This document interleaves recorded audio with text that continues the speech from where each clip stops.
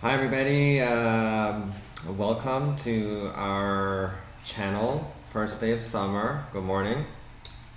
Yeah, huge YouTube channel we have going here. I'm sure everyone's enjoying our content. I've had back-to-back sunny days in Los Angeles, which is nice. We're going to do a quick video on reasons why you should apply for naturalization, i.e. citizenship, if you are a permanent resident. Recently, we've run into a handful of people who've been permanent residents for almost 20 years or more and are now finally applying for citizenship. Got me thinking on, one, why would someone wait? And secondly, what are the benefits? Or more importantly, what are the benefits of applying for citizenship if you are a permanent resident and eligible to do so? I mean, really, there's almost no downside to becoming a U.S. citizen if you qualify, right? Some of the issues that people ask us is, whether they should become a citizen, taxation is always an issue. But listen, you're subject to worldwide taxation the minute you become a permanent resident. So that is not a good reason to avoid U.S. citizenship.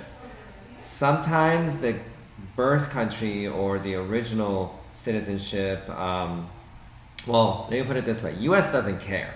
Yeah, that's what I was going to say. U.S. allows dual citizenship, so that shouldn't really be a factor in your decision making either, right? It's not like you necessarily have to give up your original, let's call it, citizenship or where you're from. You can be a dual citizen. Now, what Ali was going to get to, that is some countries do require you to either notify them or possibly give up their citizenship. Is that right?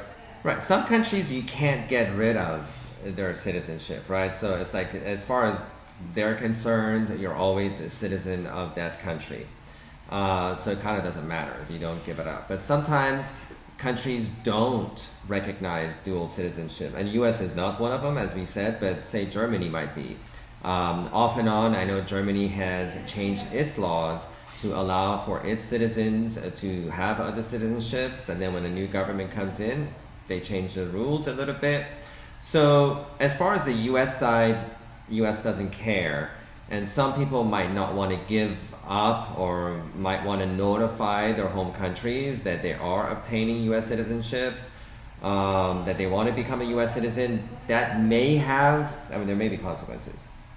Yeah. But it's country specific. Germany comes to mind. Yeah, and it rarely is the case. Let's go on to more benefits. For example, if you're a permanent resident, there's certain crimes you commit that will make you deportable and or inadmissible.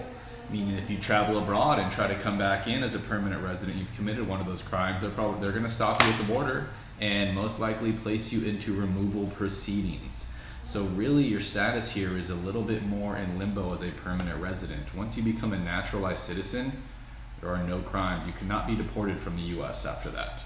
Unless you lied on your citizenship application. Yeah, okay? That's another kind of discussion. Let's assume there's no lying on the application and all that, right? There's no crimes that make you deportable. You're no longer deportable. You're no longer inadmissible. You are a citizen of the U.S. If you never want to deal with immigration ever again in your life, you apply for citizenship. Yeah, another thing that comes to mind, some people go and want to maybe take a job abroad for a year or 2 years, or go live and travel for a year or 2 years. If you are a permanent resident and you do that, you're going to have to apply for a re-entry permit to make sure that the government doesn't think you're abandoning your legal permanent resident status, right? So there's additional steps you need to take if you're going to travel for long periods of time abroad. If you're a citizen of the U.S., you don't have to worry about that either. You can go live somewhere for 1, 2, 5, 10 years, come back to the U.S. as a citizen, no problems. Also, while you're abroad working 3, 4, 5 years, maybe perhaps you get pregnant and you have a child. If you're a U.S. citizen, that child is a U.S. citizen also, even though he or she may have been born abroad, as long as you notify the U.S. consulate where you are and you follow the very simple rules. So that's another benefit. Correct. So, in sum, if I would not, personally, or not personally, but under our kind of professional advice, I wouldn't wait to apply for naturalization if you think you qualify for it. If you have the requisite number of years, the physical presence requirement, and the 5 years of good moral character, I think behooves you big time to apply for citizenship. So you can kind of put immigration in the past, not have to worry about being placed in removal proceedings, being deemed inadmissible, having to update your record with USCIS. that goes away. That's a huge relief. Yeah, 100%, 100%. So, I mean, that's that. We just wanted to touch a little bit upon that subject since it has come up recently. And if you have any questions, or if you're a permanent resident interested in applying for citizenship, do not hesitate to reach out. Happy to answer your questions and hopefully help you out during the process. Yeah, we're the Velour Carl Immigration Group. I'm Ali Velour, Alexander Carl. We're available to discuss your options and answer your questions anytime. Happy summer.